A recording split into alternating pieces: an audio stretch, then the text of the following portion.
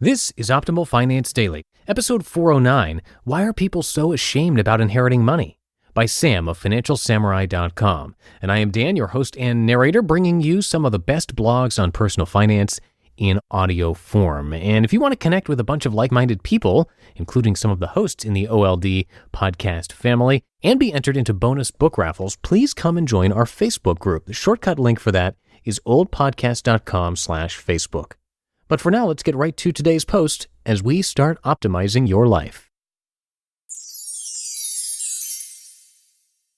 Why Are People So Ashamed About Inheriting Money? By Sam of FinancialSamurai.com. Quote, how did I get my $1 million? It was simple. One day, I bought an apple for a nickel. That night, I cleaned and polished it. The next day, I sold it for a dime. With that dime, I bought 2 apples. That night, I cleaned and polished them and sold them the next day for 20 cents. I repeated that process every day without fail until I had amassed $6.40, whereupon my grandfather died and left me $999,994 in his will. End quote. From a Yahoo commenter named Dave. A funny thing occurred on Yahoo Finance the other day. A fellow blogger by the name of Anton was able to get interviewed for a focus piece on how he became a millionaire by age 27. When I read that article, I was pretty pumped.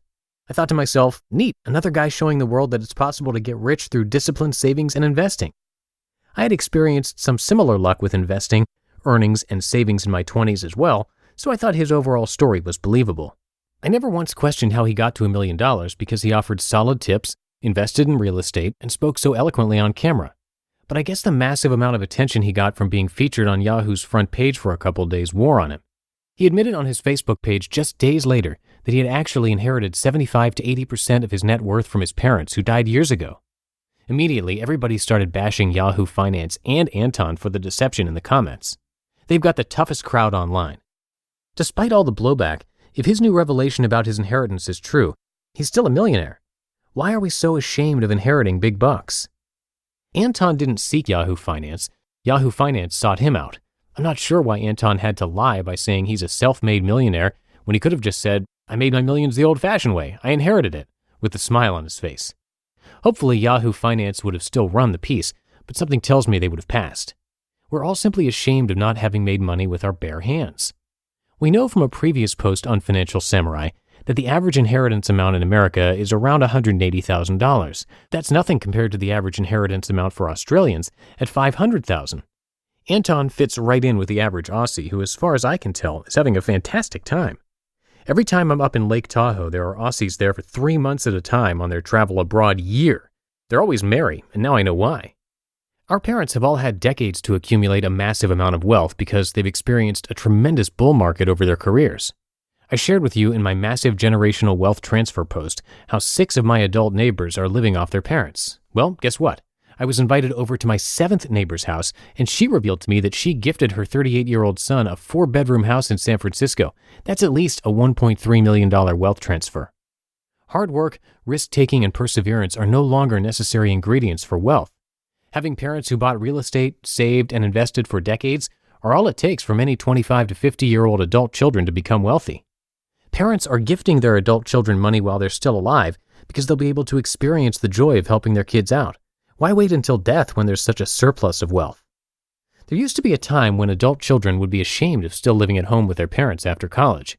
But after countless movies and articles about how commonplace it is, society has accepted and even embraced the benefits of continued cohabitation as a way to bolster one's finances. Just read the 100-plus comments from my post, How to Get Girls If You Live at Home with Mom and Dad, to see how it's no big deal. I have 20-something-year-olds tell me all the time they are living at home without even batting an eye. I remember rich guys in high school and college would roll up in their nice cars, which were given to them by their parents, while I walked or biked to class. The girls didn't care that the guys didn't work for their cars. They wanted to go for a nice ride too. My point is that even if you inherited your fortune, people don't care so long as they can benefit as well. The honor of an inheritance. The only reason why you'd be ashamed of inheriting your parents' or grandparents' money is if you dishonor their money by spending it frivolously on stupid things. If I ever inherit any money, I will probably set up a scholarship under their name, take care of the trees they planted, and make sure their money lasts for as long as possible. Nobody asks for an inheritance, it just happens. So for folks out there who want to publicly share their wealth to the world, really consider being more discreet. It's also a good idea to never tell anybody how much you fully make, especially if it's way beyond the average or median. The fame is nice for a bit, but it is fleeting. People will come out of the woodwork to try to discredit you. And if you do want to share everything, I think it's okay to share that you got rich through an inheritance. It's what you do with the inheritance that counts the most. Common situations people should own up to. Parents bought you a car. Say it proudly.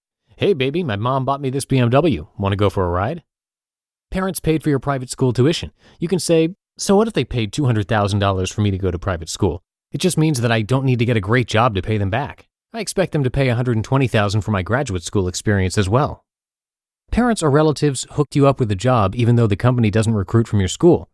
You can say, it's not what you know, it's who you know. Parents bought you a condo right out of school. You can say, renting is flushing down the drain. Always buy property as soon as possible. Parents bought you a fancy $10,000 Rolex or $6,000 Grace Kelly handbag. You can say, never spend more than you have. That's the simple key to getting wealthy. Parents set up a multi-million-dollar trust fund. You can say, I'm not afraid to go after my passions and take risks in life. Failure is for the weak and timid. Or you can be really humble and not say any of these things to piss people off. Just attribute your wealth to luck and your parents and say you're working hard to make your own wealth one day. You can very easily register a domain name, start your own business, and see what you're made of. You just listened to the post titled, Why Are People So Ashamed About Inheriting Money? By Sam of FinancialSamurai.com. And one last time before we go for the day, you can be part of our free Facebook group to be in bonus book raffles, ask and answer questions, and participate in conversations with a few of the hosts of our shows. Just search for Optimal Living Daily Podcasts in Facebook and request to join the group, or the shortcut link is oldpodcast.com/Facebook. And that's it for the Thursday edition of Optimal Finance Daily. Have a great rest of your day, and I will see you all in the Friday show tomorrow, where your optimal life awaits.